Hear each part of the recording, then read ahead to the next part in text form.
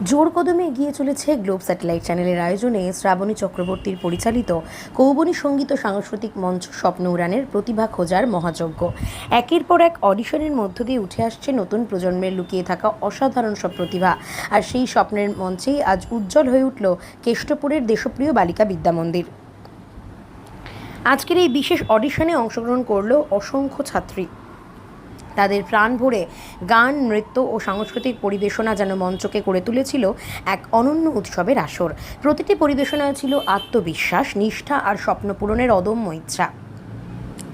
এই সাফল্যের পেছনে রয়েছে বিদ্যালয়ের শিক্ষিকাদের অক্লান্ত পরিশ্রম ও নিরলস প্রচেষ্টা। শুধুমাত্র পুঁথিগত শিক্ষাই নয়, তারা প্রতিটি ছাত্রীর মধ্যে গড়ে তুলেছেন শৃঙ্খলা, সংস্কৃতি ও মানবিকতার মূল্যবোধ। মাতৃস্নেহে, শাসন আর ভালোবাসায় গড়ে তুলেছেন এক একজন ছাত্রীকে প্রকৃত মানুষ হিসেবে, যারা জীবনের প্রতিটি ক্ষেত্রে পারদর্শী হয়ে এগিয়ে যাওয়ার সাহসও রাখে। দেশপ্রিয় বালিকা বিদ্যামন্দির যে একটি আদর্শ শিক্ষা প্রতিষ্ঠান, তা আজকের অডিশনের প্রতিটি মুহূর্তে স্পষ্ট হয়ে উঠেছে। এই সুবর্ণ সুযোগ পেয়ে ছাত্রীদের মুখে ছিল আনন্দের হাসি, আর অভিভাবকদের চোখে ছিল গর্ব ও আশার আলো। বিদ্যালয়ের প্রধান শিক্ষিকা সহ সকল শিক্ষিকাই এই গ্লোব স্যাটেলাইট চ্যানেলের প্রতি জানিয়েছেন তাদের আন্তরিক শুভেচ্ছা ও কৃতজ্ঞতা। এমন একটি মঞ্চ তৈরির জন্য যেখানে নতুন প্রতিভারা নিজেদের পরিচয় তুলে ধরার সুযোগ পাচ্ছে, স্বপ্ন দেখার সাহস আর সেই স্বপ্নকে বাস্তবায়নের মঞ্চ স্বপ্ন উড়ান আজ হয়ে উঠেছে ভবিষ্যতের তারকাদের প্রথম পদক্ষেপ। গ্লোব স্যাটেলাইট চ্যানেলের এই উদ্যোগ নিঃসন্দেহে আগামী দিনের সংস্কৃতি জগৎকে সমৃদ্ধ করার এক উজ্জ্বল দৃষ্টান্ত।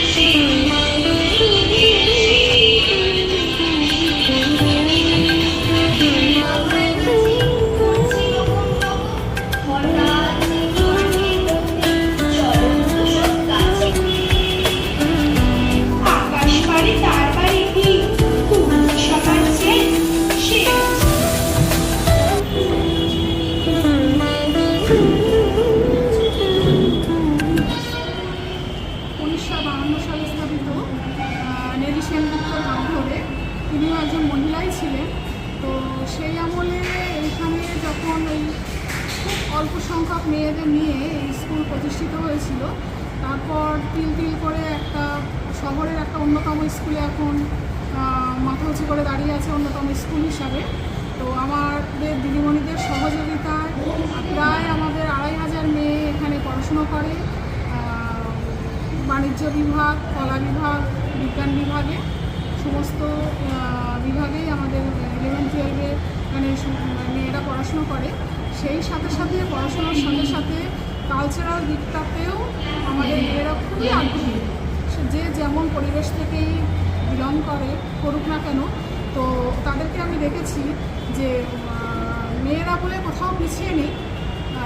তারা ফুটবল খেলে, ক্রিকেট খেলে, ক্যারাটে খেলে, ক্যারাটে শেখায়ও, এবং নাচ গান আবৃত্তি তো আছেই।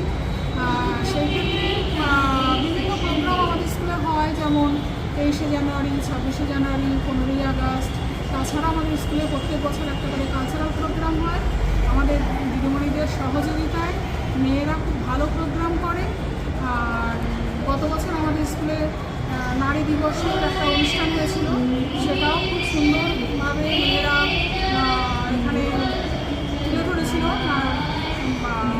কারণ যেহেতু এটা গার্লস স্কুল, তো মেয়েরাও প্রতিভাতে কোথাও কম নেই। আচ্ছা, আপনাদের স্কুলে এই যে গ্লোব টিভির যে একটা অডিশনের ব্যবস্থা করেছে, এতে কতটা খুশি কিংবা আপনারা কতটা এই জিনিসটা কীভাবে দেখেন?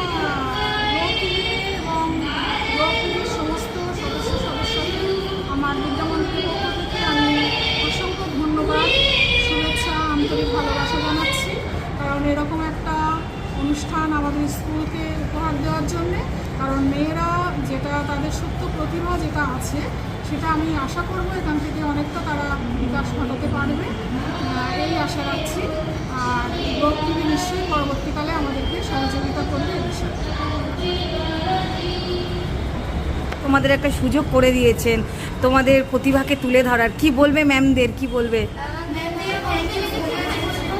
আমাদের এত বড় একটা সুযোগ করে দেওয়ার জন্য, হয়তো এই সুযোগের জন্য আমরা অনেক উন্নতি পৌঁছে যেতেই পারি, আমাদের ইচ্ছাগুলো পূরণ হতেই পারে। আমাদের যে স্বপ্ন সত্যি হয়, এটাই আশা করি। ও আমরা নিজের ফিউচারটা নিয়ে গান ইত্যাদি ফিউচারে যাতে আরও বড় হতে পারি। ম্যামকে অসংখ্য ধন্যবাদ জানাই। এর আগে কখনো কোথাও অডিশন দিয়েছো? কয়েকজন ছাত্রী হয়তো দিয়েছে, কিন্তু সকলেই সুযোগ পায়নি। স্কুলে সেইভাবে বড়ভাবে একটা আয়োজন হচ্ছে টেলিভিশনে আসার। এছাড়া গ্রুপটিকেও অসংখ্য ধন্যবাদ। আমার মেয়েরাও খুব কৃতজ্ঞ হয়েছে, প্রথম দিকে বলে যাচ্ছে ওরা। আমাদের স্কুলের বাংলা প্রধান শিক্ষিকা নাজরিন মহাশয়া দিদিকে অসংখ্য ধন্যবাদ জানাই, কৃতজ্ঞতা জানাই। গ্রুপটিকেও অসংখ্য কৃতজ্ঞতা জানাই যে এমন একটা বড় সুযোগ আমাদের দেশকে বাড়িতে মুখ্যমন্ত্রীকে দেওয়ার জন্য।